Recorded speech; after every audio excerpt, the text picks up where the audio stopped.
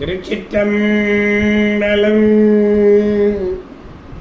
மெய்யடியார் பெருமக்களே, இந்த நில உலகத்திலே உள்ள உயிர்கள் அனைத்தும் நோயற்ற வாழ்வும் குறைவற்ற செல்வமும் பெற்று சீரோடும் சிறப்போடும் வளமாகவும் நலமாகவும் வாழ்வாங்கு வாழ வேண்டும் என்று வாழ்த்தி மகிழ்கிறேன்.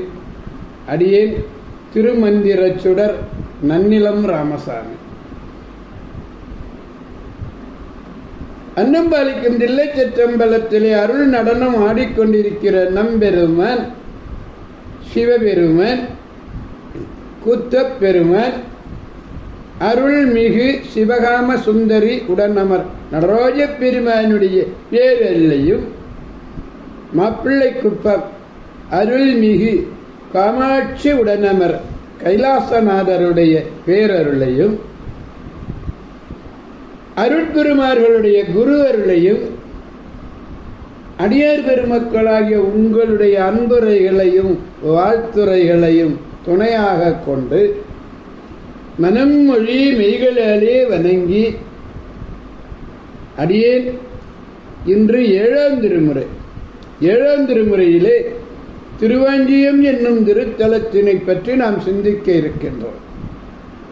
அடியார் பெருமக்களே, வாழ வந்த நாயகி உடனமர் வாஞ்சிநாதர் அருள் செய்த திருவாஞ்சியம் என்னும் திருத்தலத்தை 2 நாட்களாக சிந்தித்துக் கொண்டிருக்கிறோம்.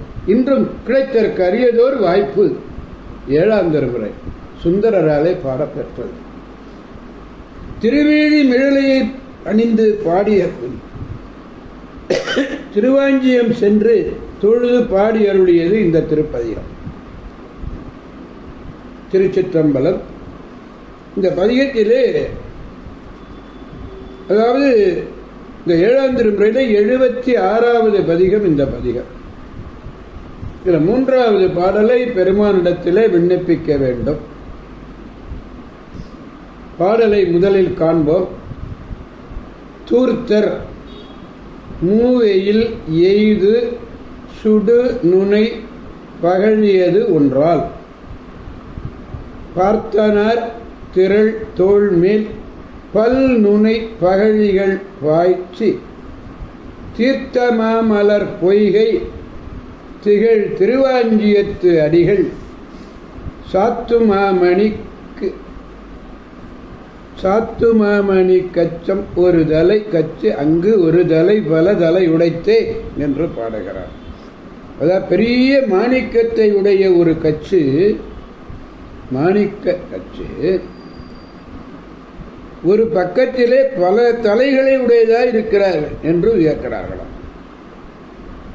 மாணிக்கத்தை, பெரிய மாணிக்கத்தை உடைய கச்சு அங்கு ஒரு தலை பல தலை உடைத்து என்று சொல்றார்கள். 3வது அடியை பாருங்க. தீர்த்தமா மலர் பொய்கைங்கிறார். தீர்த்தம் என்ன தீர்த்தம்? குத்த தீர்த்தம். கங்கை நீராடிய தீர்த்தம். அப்படிப்பட்ட தீர்த்தமாகிய சிறந்த பூக்களை உடைய பொய்கைகளாலே புகழாலே விளங்கக்கூடிய திருவாஞ்சியம். அப்படி திருவாஞ்சியத்தில் எழுந்தருள் இருக்கக்கூடிய இறைவர் நெறி பிறந்தவர்களாக 3 பேர் திரிபுராந்தகர்கள் சொல்றாங்க. நெறி பிறந்தவருடைய 3 மதில்களை சுடுகின்ற முனையுடைய ஓர் அம்பினாலே அழித்து ஒருவனாகிய இந்த முப்புறங்களை அழித்தார்ங்கிற செய்தியை இங்கு சொன்னார். அடுத்து ஒருவனாகிய அர்ஜுனனுடைய திரண்ட தோள்கள் மீது பல கூறிய அம்புகளை அழுத்தினர். இங்கே முப்புறங்களை அழிக்க ஓர் அம்பு.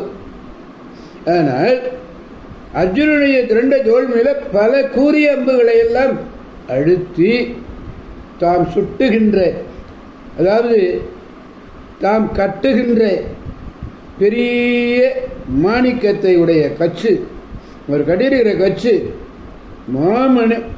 மாணிக்கத்தை உடைய கச்சு ஒரு பக்கத்திலே பல தலைகளை உடையதா இருக்கிறது. இது வியப்பு. அதாவது புத்தன் போதனையே சிவநெறியை இகழ்ந்து ஒதுக்கினர்கள் யாரு? திரிபுராந்தகர்கள். அதனால 3 ஊர்களை அழித்தற்கு ஒரு அம்பு போட்டார். ஆனால் ஒரு தனி மகனை வெல்வதற்கு, ஒரு தனி மகன் யாரு? இங்கே அர்ஜுனன். அவனை வெல்வதற்கு பல அம்புகளை விடுத்தமையும். கச்சிலே ஒரு பக்கத்தில் வெல்வதற்கு ஒரு கச்சிலே ஒரு பக்கத்தில் பல தலைகள் இருத்தலையும், மற்றொரு பக்கத்தில் ஒரு தலையேனும் இல்லாமையும். இவையெல்லாம் ஒன்றோடு ஒன்று பொருந்தாதனவாய் உள்ளன என்றார்கள். அப்புனை இருபக்கமும் அமைந்து விளங்குவதையே குறித்தன. ஒரு பக்கம் பல தலைகள், மற்றொரு பக்கம் தலையின்மை. இது ஒருதலை துணிவு என்பதாரும் உள்ளார். பொய்கை சூழ் பொய்கை திகழ் என்பதும் பாடம். பெருமானிடத்திலே பாடலை பாடி மகிழ்விப்போம். தூர்த்தரு மூவையில் எய்து சுடு நுனை பகழியது ஒன்றான். தூர்த்தரு மூவையில், தூர்த்தல்னா அழித்தல்னு வரும். தூர்த்தர் மூவையில் எய்து சுடு நுனை பகழியது ஒன்றால். பகழி என்பது அம்பு. பார்த்தனார் திரள் தோள்மே பல்நுனை பகழிகள் பாய்ச்சி தீர்த்த மாமலர் பொய்கை, தீர்த்த மாமலர் பொய்கை திகழ் திருவாஞ்சியத்து அடிகள் சாத்தும் மாமணி கச்சு. திருவாஞ்சியத்து அடிகள் சாத்துகின்ற மாமணி கச்சு அங்கு ஒரு தலை பல தலை உடைத்தே.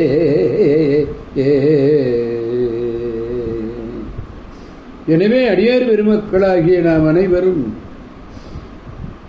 பார்த்தனார் திரள் தோள் மேல் பல நுனிப்பகழ்கள் பாய்ச்சிய அந்த பரமனை நாம் திருவாஞ்சியத்திலே சென்று கண்டு வாழ வந்த நாயகியுடன் அமர் வாஞ்சநாதருடைய திருவருளை பெற்று அனைவரையும் நல்வாழ்வு வாழ பெருமானிடத்திலே வேண்டுகோள் வைத்து அடியார்களிடமிருந்து விடைபெறுபவன், மெய்யடியார்களிடமிருந்து விடைபெறுபவன் அடியேன் திருமந்திர சுடர் நன்னிலம் ராமசாமி.